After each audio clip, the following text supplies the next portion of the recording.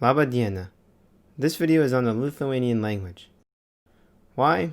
Because the other day I was thinking of what language to make the next video on, and Lithuanian came to mind. Lithuanian, or lietuvių kalba, is an Indo-European language, more notably a Baltic language that includes Lithuanian, Latvian, and a few dead languages like Silonian. Lithuanian is also one of the oldest living languages from the Indo-European language family. Lithuanian is written in a Latin alphabet, and its first appearance as a written language dates back to a catechism in 1547. 1547, that's kind of late, right? Well, to understand this, let's take a step back. The history dates back to somewhere around 10,000 BC, when hunters and gatherers first appeared in the Lithuanian and Eastern Baltic region. Over the next 11,000 years, not much went on in Lithuania, and nobody really knows about the Lithuanian region until around 1009 AD, when a Christian missionary took record of a region called Litua.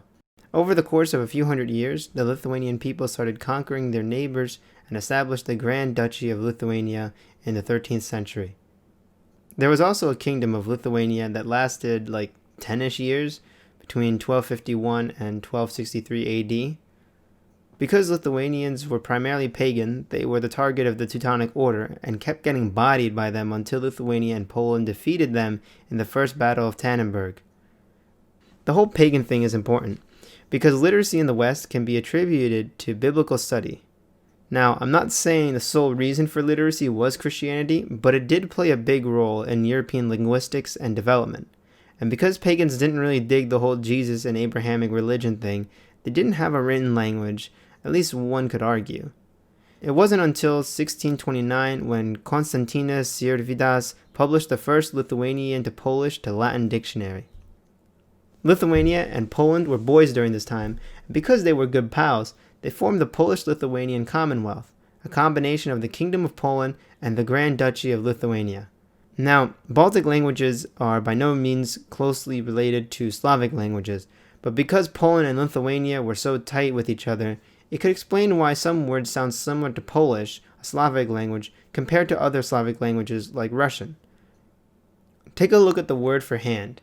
In Russian, it's ruka, in Polish, it's ręka, and in Lithuania, it's ranka. So, while Baltic linguistics is completely separate from Slavic structure, you can see the similarities. The closest living relative to Lithuania is Latvian. Some believe the two were simply dialects of a parent language, but eventually split somewhere between 1200 and 1600 AD. There are two primary dialects in the Lithuanian language, the High or Eastern and Low or Western dialects. As if that weren't enough, Lithuanian has not 3, not 5, but 8 cases. 10 if you include non-official cases. By the way, a case is simply a system used to determine what role a noun, adjective, numeral, etc. play in the sentence. Most often, cases use inflections or modifications to the stem of the sentence unit to indicate the role. English uses a standard word order, subject, verb, object.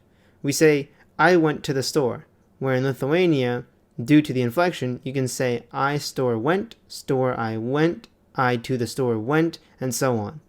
There are 6 possible combinations that indicate the same meaning. The 8 cases in Lithuania include nominative, genitive, dative, accusative, instrumental, locative, illative, and vocative. If you want to get fancy, you can include allative and adhesive cases as well. Those who speak a language that utilizes the case systems such as Polish, Yiddish, Arabic, German, and Russian, the case system might not be super complicated, although admittedly Lithuania has a lot of them. There are roughly 3 million Lithuanian speakers, and there are limited resources to learn Lithuanian. Although some great books include Colloquial Lithuanian and Teach Yourself Lithuanian. I'll leave a link to these books in the description so you can get started with the language. That's all for today. Thank you for watching.